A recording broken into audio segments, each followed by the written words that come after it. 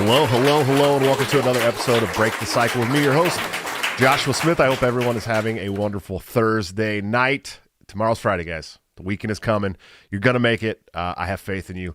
We got a great show for you tonight. It's a makeup show. I felt really bad. I was sick over the weekend. I had to miss last Friday's show.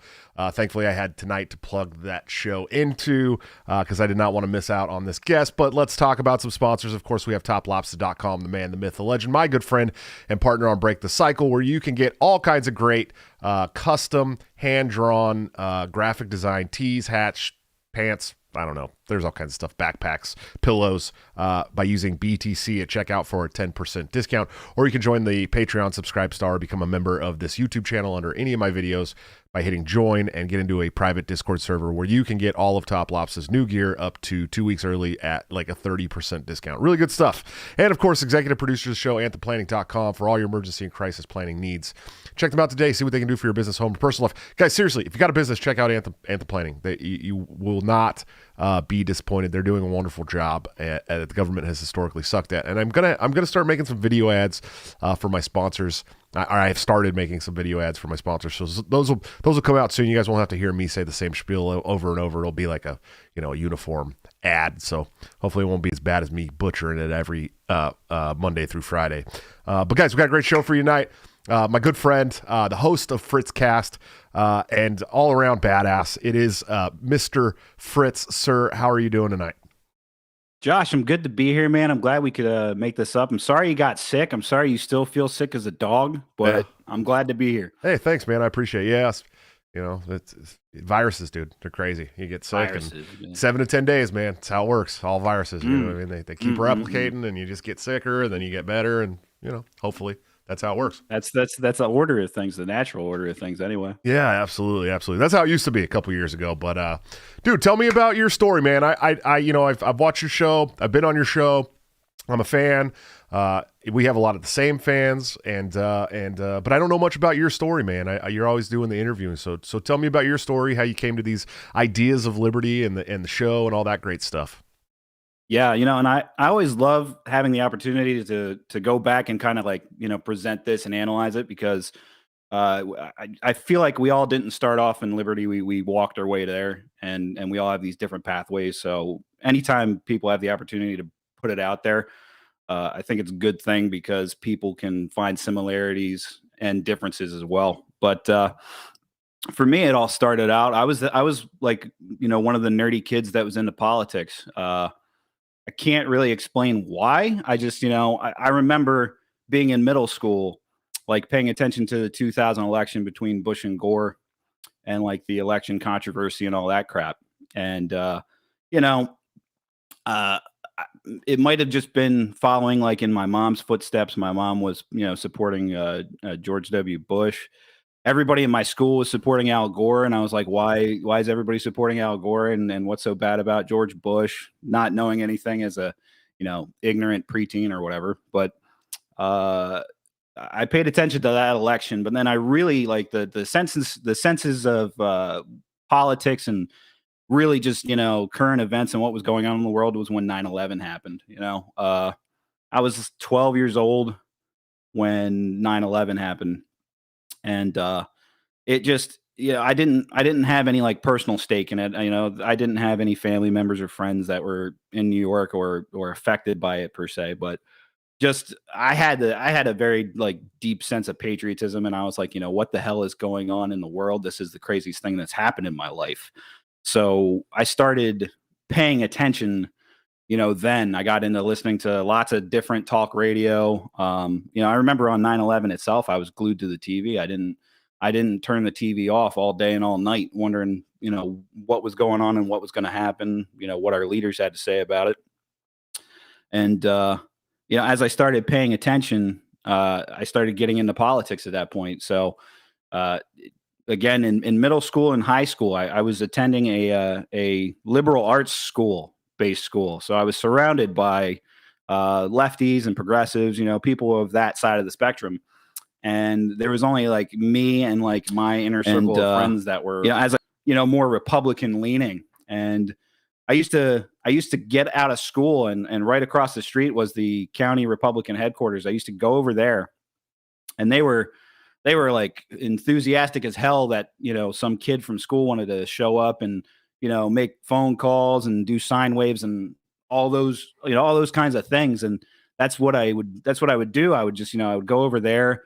I'd ask them how I could help. I helped some of the local Republicans running when I was in high school for governor and some of the other local races going on.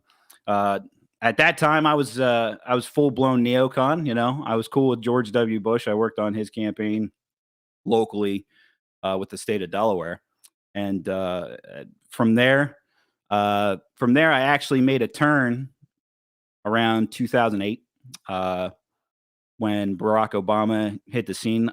Just because I couldn't support John McCain, and I thought I couldn't support John McCain, and at the time I thought Sarah Palin was like just batshit crazy. Yeah. So I was like, I'm not down with this. I was like, Obama's doing this hopey changey thing. Maybe that'll work. So I supported that. I voted for Obama the first time around. Just taking a shot in the dark. And I don't even think it was through the first year that I was like, wow, all this hopey changey stuff was just a lot of bullshit. And it really gave me a sour taste in my mouth. So when the Republican race came for the 2012 election, I flipped back and I said, all right, I'll support Mitt Romney, I guess. I guess this is the way that I should be going. But I was completely unenthusiastic with Republicans, Democrats. I felt really just lost in the sauce. At that point, I was registered independent. I wasn't directly volunteering for any campaign stuff. I wasn't doing anything like that. And I went in and I remember voting for Mitt Romney, and probably as I was walking out of the voting booth, I was like, I just wasted my vote. Like I voted for him because I thought he was this much better than Obama or something. Right. Like, I felt really discouraged. And what really hit me at that time was I had just started learning about third parties. I had just gotten into, I believe Gary Johnson was campaigning and the Libertarian nominee at that time. And I remember live streaming was like just becoming a new thing on the internet. I think it was like Philip DeFranco or somebody that I was watching, and they had Gary Johnson on during one of these debate sessions. And I even remember Gary Johnson being on the debate stages on the on the Republican primaries for the presidential election, which a lot of people don't remember when Mitt Romney was running. But Gary Johnson did have at least, I think, one debate as a Republican. But that's what kind of clicked in my brain, where I was like, maybe there's something different to look at here. Maybe instead of just playing this game of I'm voting for the Republican, I'm voting for the Democrat, I really started analyzing myself politically at this point, where, I was like, do I care about the hot topics were gay marriage and all that? Do I really care if two dudes or two chicks want to get married? No, I don't. I don't think that should be anybody's business. I don't think that should be the government's business. Lo and behold, I had two parties that really weren't pushing that idea at all.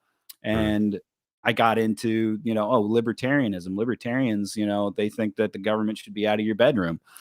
Gary Johnson was doing those, he was kind of doing that split, we're the best of both worlds bull crap. But at the time, at least anyway, it seemed like a good thing to me. So I started diving in to libertarianism. I started listening to people like Penn Jillette at the time was like probably the biggest libertarian. Sad trombone noise. Sorry. Yeah, right? I know. Such a sad turn for him right now. And I said the other day on one of his tweets, I think it was Gavin Newsom's recall election. It disgusted me. But I was like, I still love you, man, because you brought me into this. Like he was one of the primary people I could say. Penn Jillette, pointed me in this right direction. He gets it. He's saying the right shit. But I don't know what happened to him now, man. But at the time, he was a big one. He was a big influence. And from there, by 2016, I was full blown libertarian. I was on the Johnson Weld camp. I was cool for it. And then after that happened, I was really depressed with the results of the election on that, where I guess Nick Sarwark gets up there and talks about, oh, we've made historic strides for the Libertarian Party. And I'm like, we had the two like most disliked presidential candidates ever in the history of ever. And we only scrounged up like 5 million people. Not really. It was 4 million, whatever. Yeah, 4.25 or something like that. Yeah. And I said, this is bullshit. That's not, I can't get excited about that. I can't get excited about, hey, we came in third place, but it was the highest third place we ever came in. Isn't that great? Yeah. Stupid. Well, and I mean, as somebody who sits on the Libertarian National Committee, that's kind of our story, man. It's like we get really excited about these losses. It's constant losses. And we're so excited about it every year. And it's like, dude, why are you guys so excited? We should all be like punching each other in the mouth and saying, do better. Like, you know what I mean? Instead of like, oh, well, we got 4%. Good job. It's like, we need to do better than 4%. We need to be doing between 20 and 60% somewhere, you know what I mean? And we're not doing that. And it, as a Libertarian Party, we did just get some wins the past election cycle. We got we got a couple of state legislators now in Wyoming, and hopefully they can keep focusing and targeting state legislator races around the country, because states right now are basically the ones that are going to be telling the federal government to get fucked, right? And so we need more people like that. This isn't a family show, Fritz, so I'm going to say the F word, but we hold local and county offices around the country as well, hundreds of them, and but it's these celebrations on state and federal races that we get less than, single digit percentages in, it's always been asinine to me. Yeah, no, it's just, you can't like wave like this banner of, yay, we made a difference. Like, not when you don't build off of it. Take 2016 and take 2020. What strides did you make? Because you didn't make a stride. Right. You lost. You went backwards you went backwards, and you're still going, well, this is still like the second highest vote. Stop. I don't care if it's the second highest vote grabbing total or whatever. The options were Donald Trump again, or Joe Biden, who was before 2-time strikeout for president. Right. Yeah, and we're talking Joe Biden is sundowning, eating ice cream, is like 1 foot in the memory care. Chocolate chip. Yeah, I love it. Yeah. It just blows my mind. Hey, don't jump. That guy. That's the guy that is our president right now. And the hairy leg guy. That's the guy. We went from the reality TV show guy to the guy that's halfway into the old folks home. Really, that's where he's at. He is sundowning 100%. Yeah, no, and I think the funny thing right now is that everybody that voted for him like has that realization that, oh my God, I only voted for him because I didn't want Trump, and I'm still not happy with the result. Yeah. Yeah, the buyer's remorse is insane. But they have the COVID regime to latch onto now. You know what I mean? That's what it's all about. That's what it's all about. Yay. It's all about the COVID regime. It's all about forcing your tyranny on half of the country that doesn't agree with you about shit. But you got some personal shit going on there, man. What's up there? Yeah, so I gotta I guess, put a prerequisite on the story that last week I was on vacation. And so while I was on vacation, I was facing, at work, we have these policies where they're not mandating us to get the vaccine, but it's one of those situations where if you're not going to get the vaccine, well, then you got to take a weekly test. You have to do weekly testing, to prove your cleanliness, I guess. But while I was on vacation, because I've had to work around COVID positive people. I've had direct family members COVID positive. So in my head, I was like, I've been careful, but like, how careful can you really be if this is the most contagious thing like that ever existed? So I decided to go get an antibodies test, because I was going to be that guy who I was like, I'm going to go get my antibodies test. It's going to come back positive. And then I'm just going to, I'm not going to let up. I'm going to ride that thing out and beat it over people's heads that I have antibodies and I have natural immunity. And that test came back negative. Of course it did. So now I'm stuck where I'm going to have to do this weekly testing to keep my job. And the thing that gets like, if I have to do weekly testing or whatever, I don't really care. But the thing that irks me about it is that we're back at having mask mandates. So everybody's masked, whether they're vaccinated or not. We know that vaccinated people can catch COVID and spread COVID. Therefore, they're still, quote unquote, a danger to everybody.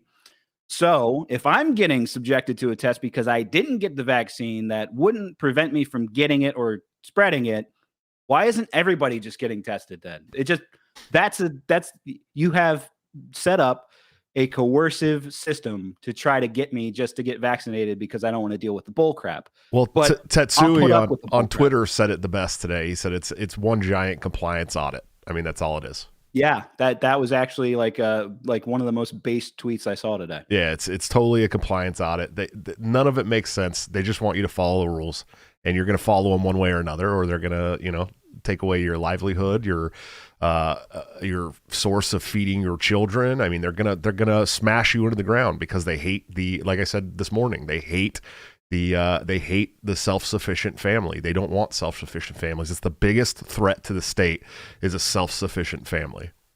Yeah, and what's even crazier on that is that my workplace is one thing, but my wife's cousin worked for one of the largest hospitals, in fact, the largest hospital here in Delaware, and they have a vaccine mandate for their staff. So I think it was yesterday or the day before. If their staff did not get vaccinated by yesterday's date, they're firing them. They're firing them point blank. You don't work here anymore. You don't have a job. And props to my wife's cousin. She organized a massive protest against this mandate, saying like, how could you say, for the last 12, 18 months or whatever, we've been the heroes, but now we're the zeros because some of us don't want to get vaccinated. Like, we're working in an environment, we're wearing PPE, we're doing our best just because we're not complying, and you're going to fire us. And it's funny because I'm already watching like the local news here spin it. They're starting to spin about, oh, there's major staffing shortages at the hospital because it's overrun with COVID. It's not overrun with COVID. You just fired any of your staff that wouldn't comply with getting a vaccine. When they're wearing the PPE, they're doing all this. They've been doing this the entire pandemic. This is nothing new to them. And you just fired them on the spot. Right. That's crazy. That's insane.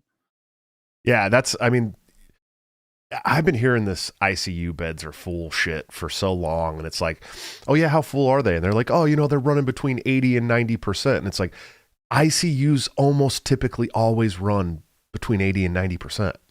All over the country. That's, they're built to house people. I mean, that's what they're built for. There's people in ICU that might not even need to be in ICU, but they're moved there because that unit is there to help people who need intensive care. You know what I mean? And so it's funny. I always talk about this when we were at the big hospital here in Des Moines, Iowa, having my son, and then again when my daughter gave birth. So that was December and then March. The nurses were perplexed because the news was talking about how it was doomsday and, the cases were so high and the hospitals were overfilled and they couldn't get anything. And I'm talking to the nurses in the labor and delivery who sometimes work in the ICU as well. And they're like, we have like 8 people in the ICU and like 3 of them are for COVID. Like it's not a big deal at all. Like we don't understand why they keep saying this shit on the news. So I don't know, man. The whole thing has just been crazy to me, man. Absolutely nuts, Yeah, no, 100%. And it's funny that you bring up the hospital thing too, because right before this pandemic kicked off, my daughter was born, and my wife is she 100% like she was. I don't want to go to the hospital for this birth, like unless it's a medical necessity. We went to a birthing center. She had midwives and all that because same for us. Yeah. Yeah. She showed me like probably a dozen documentaries that I would have never considered watching before. My fiance did the same thing, buddy. I'm sorry you had to deal with that. Yeah, but some of them were a little eye-opening on how hospitals have made things a business when it comes to birth. How people will get scheduled C-sections or induced into labor for no reason whatsoever other than the doctor has vacation coming up. Like, it's insane. Right. Yeah, it blows my mind. And first she wanted to have a home birth. That was the thing. And she was showing me, she's showing me all these crazy videos and YouTube stuff and this like whole documentary with Ricky Lake. And I was like, oh God. Yes, the Ricky Lake documentary. Oh God. I was like, oh, please, no, let's not do this. She's like, we got to buy this tub and we got to do this. And I was like, and then she was talking to she started getting really big and we realized the baby was going to be really big. And and she was talking to the midwife and the midwife's like, well, maybe you should have it at the labor center, the delivery center. And at least that way, if anything goes wrong, because she still was going to have our son naturally, and she did have our son naturally, and he was 9 pounds, and now he's like 30 pounds, and he's only he's only 9 months old or something. He's huge monster, dude. My daughter was 9 pounds. Yeah, well, my granddaughter was almost 10, like closer to 10, and she's still tiny though, and he just keeps growing, man. He's wearing a 2T now. He's humongous, dude. Shoot. Yeah. So, dude, tell me about Fritzcast, dude. What's up with the show? What are you trying to do there?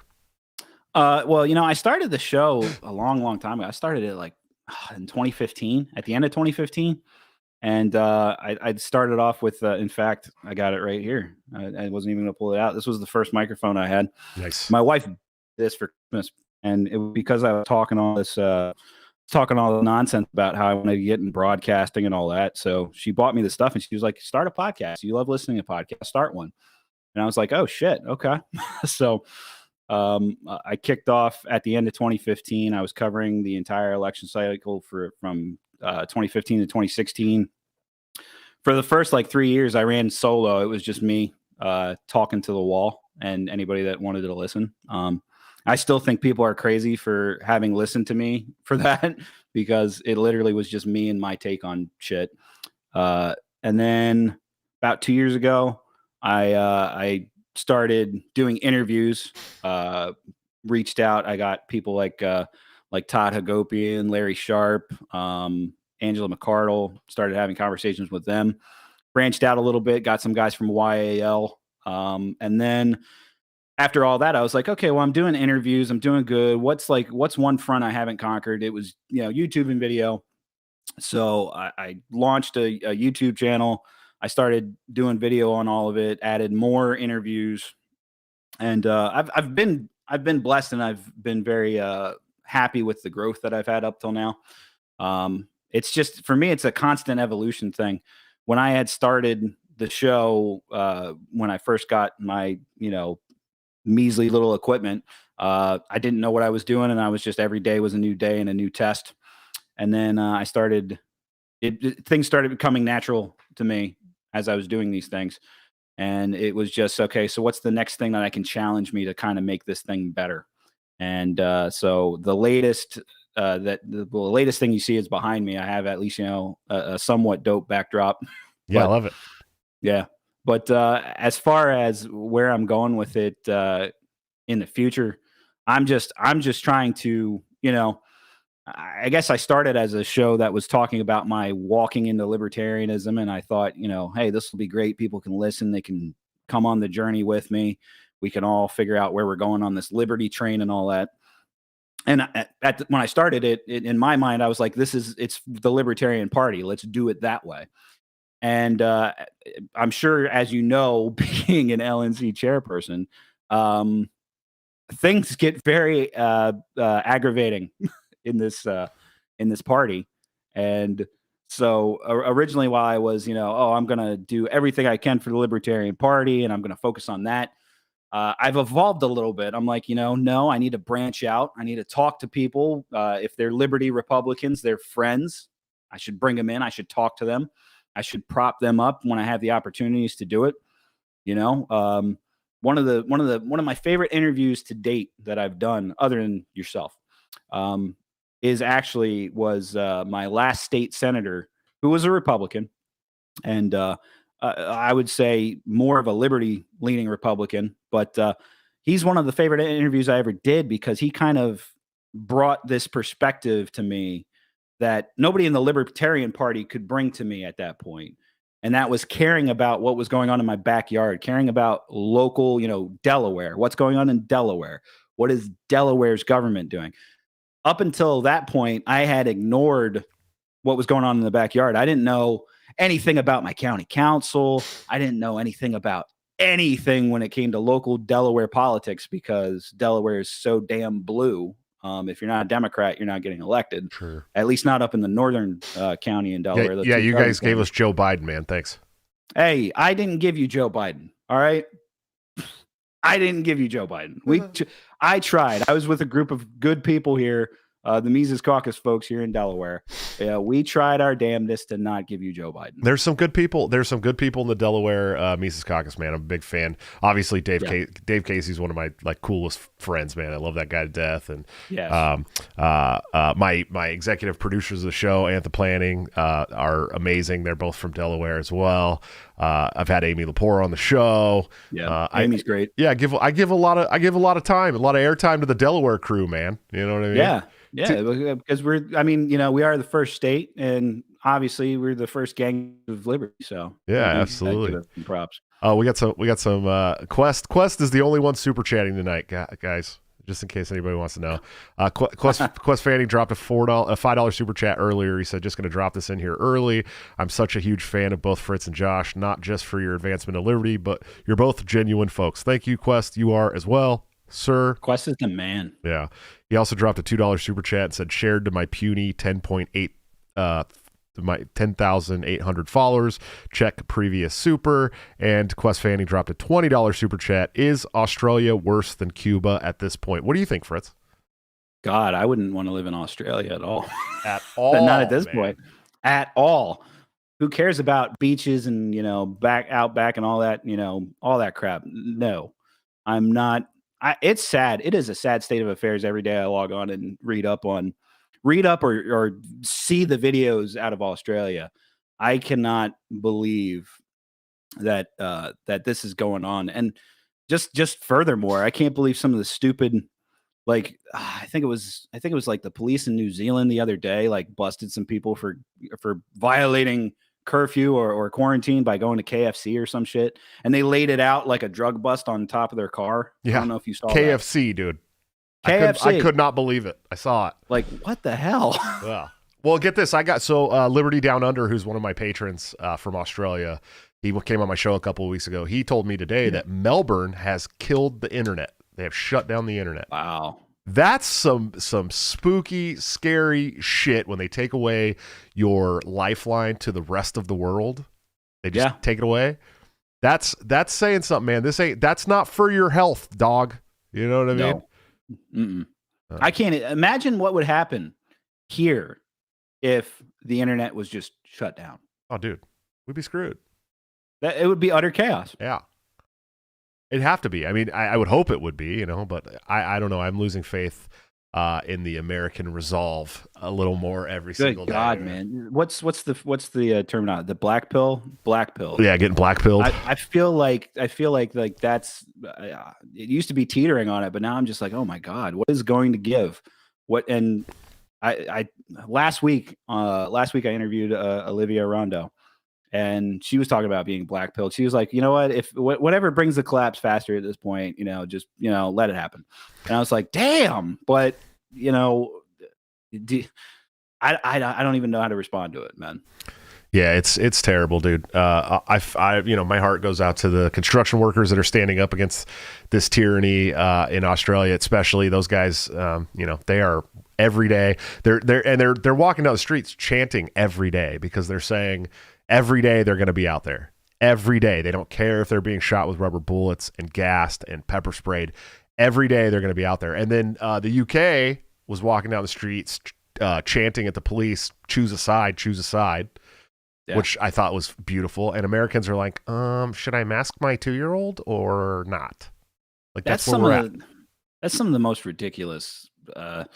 One of the things at the start of this, right before this pandemic started and then during it, we reluctantly had my daughter in daycare. We really didn't want to have her in daycare at all. Sure. She was only in for she wasn't in for a full week. She was only in for 2 or 3 days.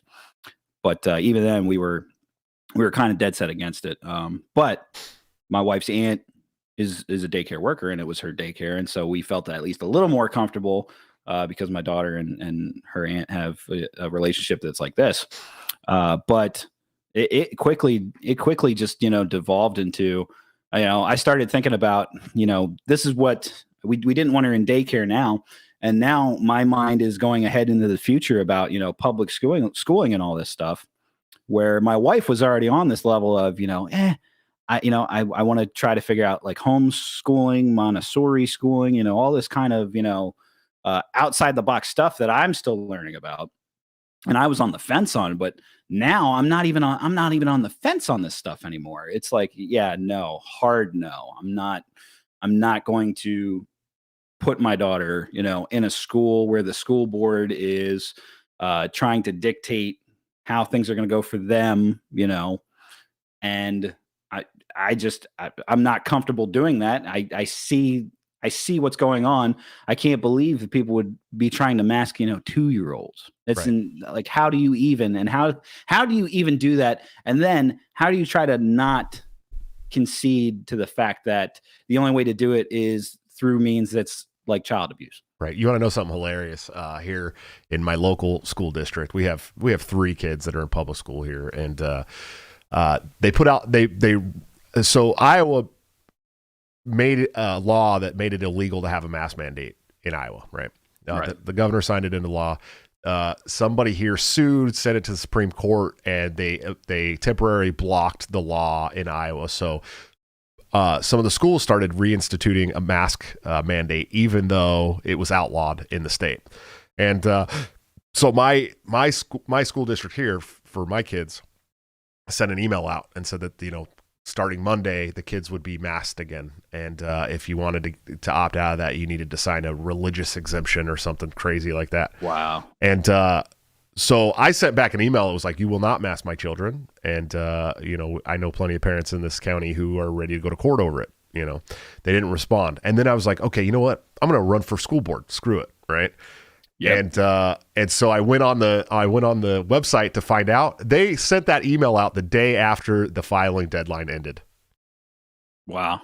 Smart, really smart, smart baseball, dude, for sure. But it's crazy what schools can get away with during this whole ordeal, man.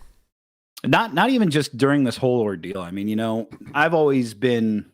I've worked in the public sector. I've been part of public sector unions. I don't like public sector unions, and I was compelled to be a member of public sector unions. Sure. And you always have like these people who are talking about like if you speak out against the union, or they come up with the dumbest stupid argument. I guess you don't like weekends and holidays off, and I'm like, bitch, I haven't had that for like 10 years. I don't know what you're talking about. Right. Weekends and holidays off. But beside the point, I've seen corruption in unions. I've seen how that works. I've seen, especially when there was laws on the books that basically forced people to be associated with them. And it's insanity. But the school boards thing is at like a whole nother level, because I was just talking with somebody the other day about this. Here in Delaware, it was a couple of years ago. The General Assembly in Delaware was working on legislation to give power to the school boards to be able to raise property taxes without referendums. And I'm like, who the hell thinks that's a good idea? Right. Literally. Right. Who the hell thinks that body should just be able to say, we need more money, we need to raise property taxes? How? Doesn't make any damn sense at all. No. Thankfully, it got shot down. But it was just the fact that it was even proposed and on the table and being debated. I was like, how is that? This is not debate worthy. This is not something that should even be considered. Right. Shout out to Marshall Ford. Thanks for the $5 super chat, man. I really appreciate you. So, I mean, what do you think people should be doing right now during this whole ordeal, dude? You think it's going to come to violence or what? I don't want it to. I'm gonna be straight up honest. The last thing that I want is for things to get chaotic, for people to get violent. But at this point, I can see a lot of people just getting to the end of their rope. And what do people do when they get to the end of their rope and they don't have any other option left? Where do they turn? Like, I think that that's bad. I think that things like vaccine passports and mandates and all that, I think they can be fought with noncompliance. I think that they can be pushed back against with noncompliance. And I would hope that would pave the way. I'd hope enough people would stand up and band together and do that. I mean, it's not, even in doing that, it's not going to be easy because people are going to have to put their necks out for that. And people shouldn't have to put their necks out for that. But that's kind of where we're at right now. I mean, you've got Joe Biden saying, you had Joe Biden over the past, 2 months talking about how people should get boosters at like 5 months, while the CDC and the FDA aren't saying that at all. Right. They've at least come out and said that they're only recommending boosters for 65 and up and immunocompromised people. And I'm like, okay, that makes sense. I can be okay with what they said because they've, at this point, rejected the notion that everybody needs to be getting a booster. But how long is it going to be? Because we already know where Biden lies with this. We already know where Biden's administration lies with this. So what's coming down the pike on that? Is there anybody else worse in the administration than Jen Psaki, man? God, I hate her so bad. And here's the thing with that is just the fact that I don't know how anybody can be a press secretary for a president. Like, because basically your job is just to go up and lie, just to support your administration's point. And even when somebody throws facts out in front of you, you're supposed to go, oh, that's not true. And that's not how we see it.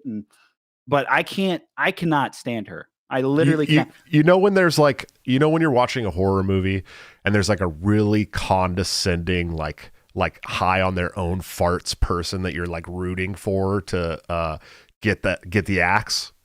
Yeah. That's how I feel about Jen Psaki. Like, I cannot fucking stand her at all. She literally perturbs every single ounce of me. Like, I can't even watch her press conferences because I just get mad, like angry. I don't know why. Well, I do know why. She says these tyrannistic things. Yeah. With like a half smirk on her face. Like, it's funny. Like, fuck you. You think it's funny that you're like trying to oppress an entire country, you piece of shit? Well, who are you? You know what I mean? All you are is a mouthpiece. Yeah, and I think the latest trend with Psaki is digging up her old tweets against Trump right now, because there's a lot of that going on where they're digging up things where she's like, this is illegal for the administration to do, and people are just picture tweeting the current thing going on. That's the same damn thing. Yeah. Oh, have you had the opportunity to watch the Project Veritas videos yet? Only a little bit. I haven't really seen any of them in depth. This was the vaccine ones.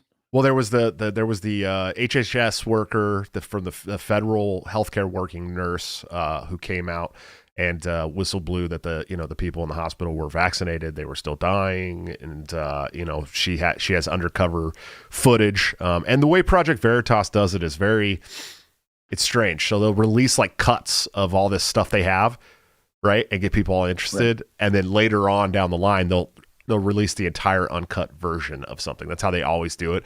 So you never really know, you know what I mean, with Project Veritas, how it's going to be. But I mean, it's very compelling shit. And then they have this bozo who's like a low level dude, economist, I guess is what he is at the FDA, talking about how, he thinks they should just blow dart the vaccine into all the African American community that refuses to take the vaccine, which I thought was absolutely insane, dude. But we got federal healthcare workers coming up and whistleblowing now, man. That's a big deal, dude. That's a big fucking deal. Yeah, it was. What was it? It wasn't like two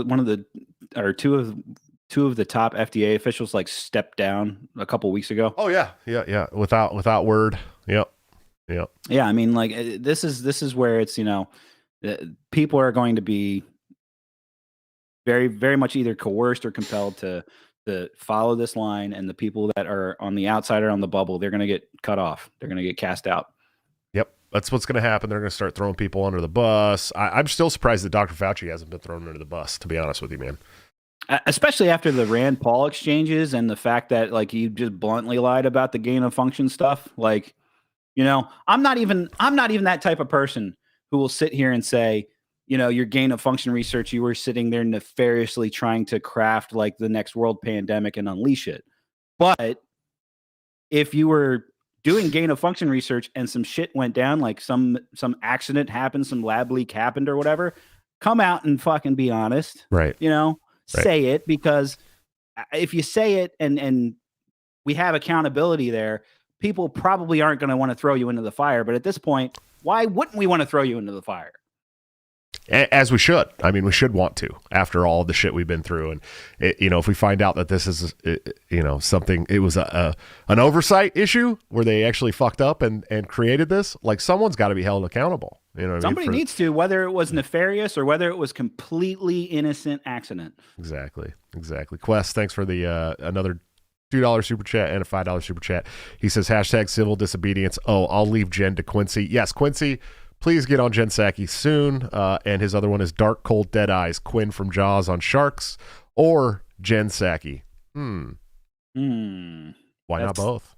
Yeah, why not both? Why not both? She's also a ginger, so we know that she has no soul. Sorry if that's racist. I apologize. It is my wife's ginger too. Oh, there goes my damn. Every time with this microphone, I need a new. If anybody's got a nice new Shure SM57 microphone stand, please let me know, because this is the 8th time this has happened on the show, and it's tightened. I don't get it. I don't understand. I don't understand at all. We broke the show.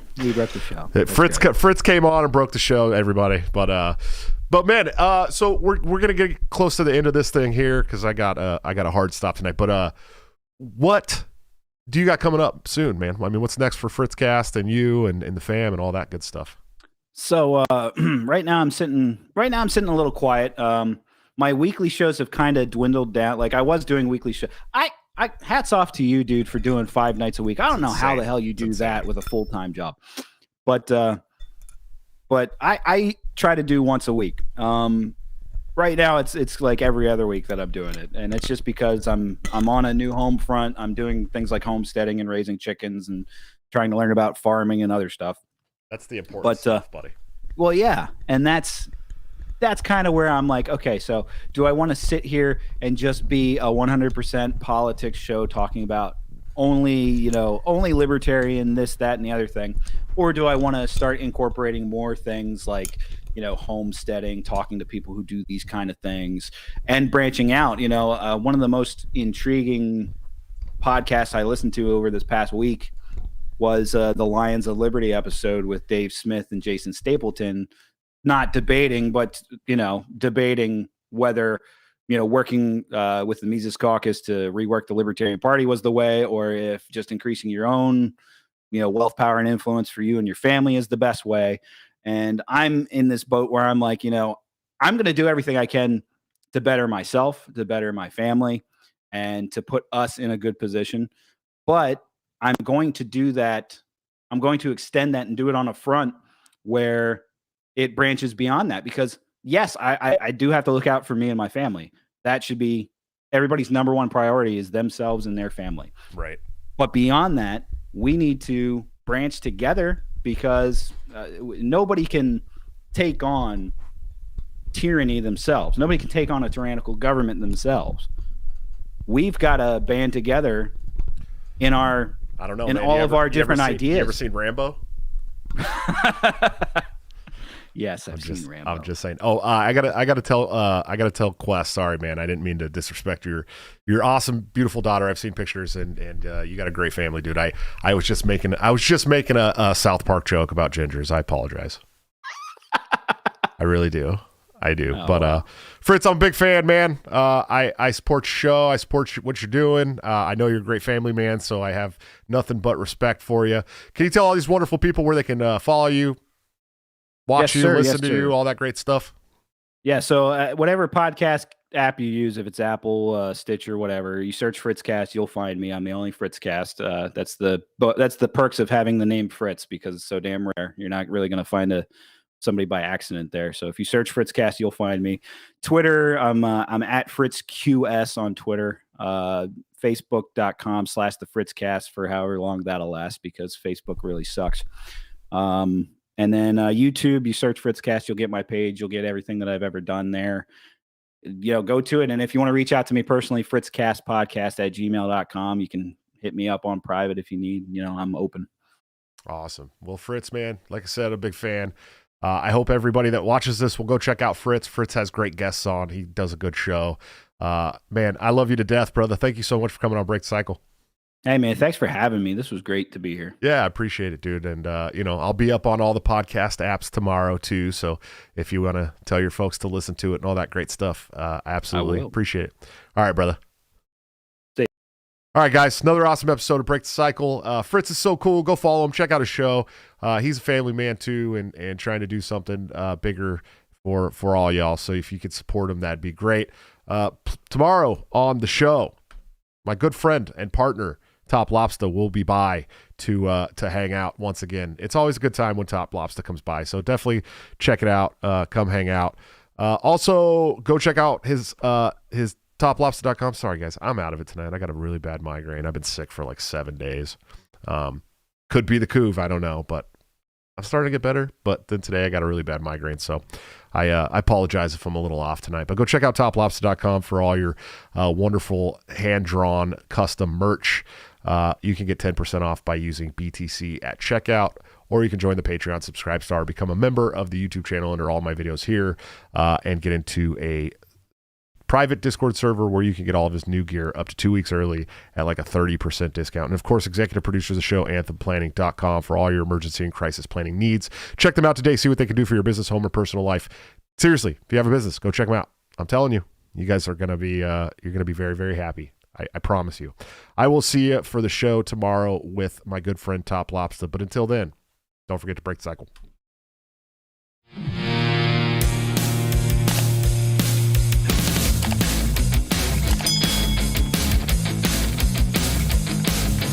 Due to legal reasons, I just have to explain.